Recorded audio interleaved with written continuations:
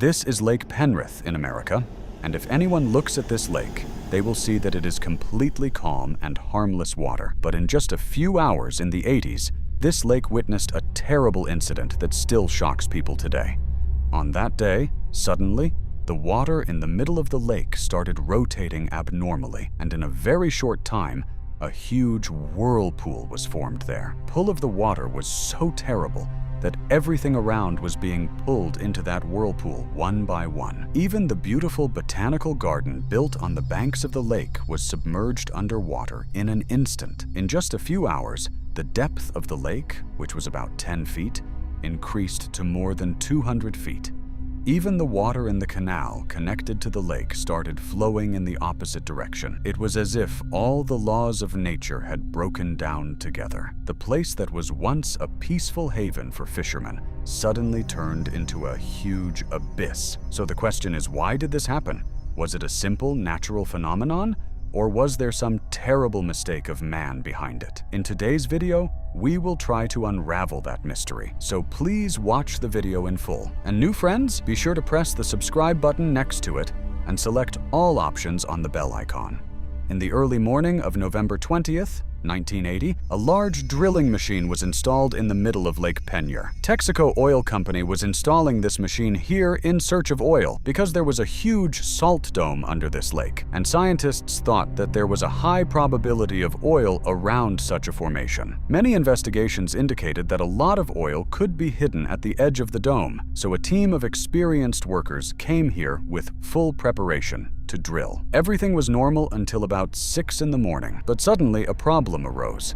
The entire 18-inch drill got stuck at about 12,000 feet. Such incidents have happened many times before, so the workers did not think much about the matter at first. Usually, in such a situation, if you put a little effort, the drill opens and the work can be resumed. But this time, every time the drill was tried, it did not move at all. Suddenly, there was a loud bang, and then everyone realized that something very unusual was happening below. They immediately decided to leave the platform and get on the boat and go to the other side of the lake. And this very decision saved their lives that day, because within a few minutes, the huge drilling platform tilted and completely sank under the water. The incredible thing is that the depth of the lake was 10 feet.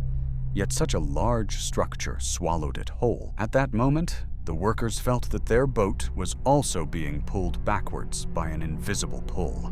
This pull was coming from the very place where the platform had sunk. The captain of the boat quickly started the engine and somehow brought everyone to the shore safely. But the sinking of this drilling platform was just the beginning of the disaster. Within a few moments, the water in the lake started to rotate in a circle at the same place, and a huge whirlpool was gradually formed.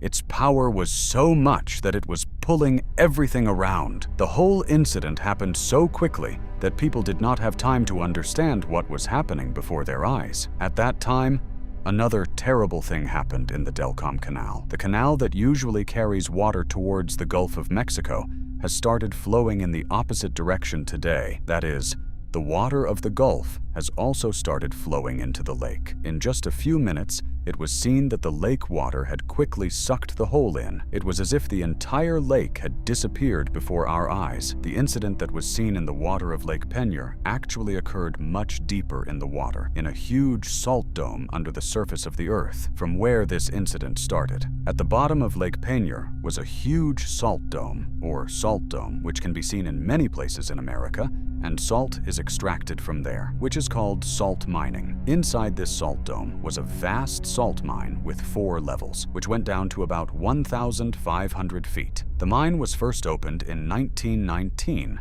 and salt was extracted from there for about 60 years. Initially, the excavation work was only up to the upper level, at a depth of about 800 feet. But over time, the mine was deepened. Huge tunnels were built, stretching up to 1,000 feet, 1,300 feet, and 1,500 feet. The lowest tunnel was 100 feet wide and 80 feet high. Although in some places the entire salt was removed, in many places large layers of salt were deliberately left behind so that they could bear the load like a roof and the mine would not collapse. Just like there are dangers in oil drilling, There is also the possibility of loss of life in salt mines. However, the risks of salt mines are a little different because the entire mine is supported on thick pillars of salt. If these pillars become even slightly weak, the entire structure can collapse in an instant. The most frightening thing is if water enters the mine, because salt dissolves very quickly in water. Once water enters the tunnel, the salt walls and pillars will continue to melt. The roof will also become weak, and in a short time, the soil above will also start to collapse. This salt mine, located below Lake Peña, had already seen water entering some places in the 1970s, but the real danger was the upper part of the mine, which is about 1,300 feet deep. Some of the salt pillars there had weakened from years of pressure. Slowly, though, the effects of that pressure were building, and the underground was changing silently. All of this was a major disaster. The prediction, which was caught in front of people's eyes on a large scale, that morning of November 20th, 1980, started quite naturally. For that day's shift, 55 workers went down to the lake to extract oil in that huge salt mine. Some were working 1,300 feet deep, some 1,500 feet down, as they do every day. But after a while, they suddenly heard a strange sound.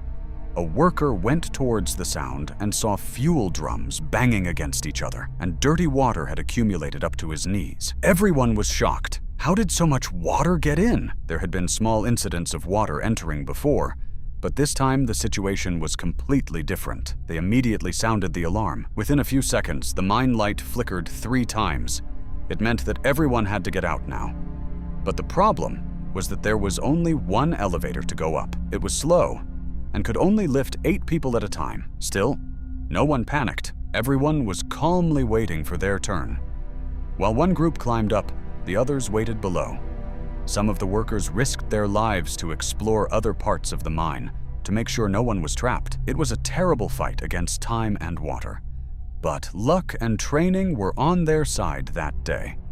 After an hour of chaos, all 55 workers were able to get out safely. But when they came out, they could not believe what they saw. They saw a huge whirlpool forming in the middle of the lake, and in that whirlpool, a strange force was pulling everything downward. The river, boats, trees were swallowing everything in front of it. No one understood how such a big disaster could happen so quickly. However, it did not take long to find out the reason. Geological surveys revealed that the drilling point, where they were drilling for oil, was right above the salt mine. The drill accidentally broke through the roof of the mine about 1,300 feet below. As soon as the roof broke, the water from the lake started flowing into the mine at a high speed, and the more water entered, the rounder the salt became. As a result, the roof and pillars began to collapse. In a very short time, the mine completely collapsed, and the entire lake, including the land above, collapsed. In just 3 hours, 13 billion liters of water from the lake entered the mine. Even a geyser-like explosion was created in the middle of the lake, from which water and debris rose up to 400 feet high. Meanwhile, salty seawater also started coming from the Gulf of Mexico, and it started flowing towards the huge hole that had been emptied. This disaster continued for about 40 hours, and finally, when the water level was equal, the lake filled up again. But now, it was no longer the same as before. The fresh water in the lake changed and became salt water, and where the previous depth was only 10 feet, it now became 200 feet. This change changed the entire environment of the lake. All the previous aquatic animals and plants died, and new species slowly started to be born. But one question remains: how did the oil company engineers make this mistake? Where they knew that such an incident could happen if a drill was run over a salt mine? Although a report was published in 1981, the exact reason was not known, because all the documents, including the drilling platform, were lost at the bottom of the lake. However, some speculate that the drill may have entered the ground in the wrong direction. So most experts think that it was a clear accounting error.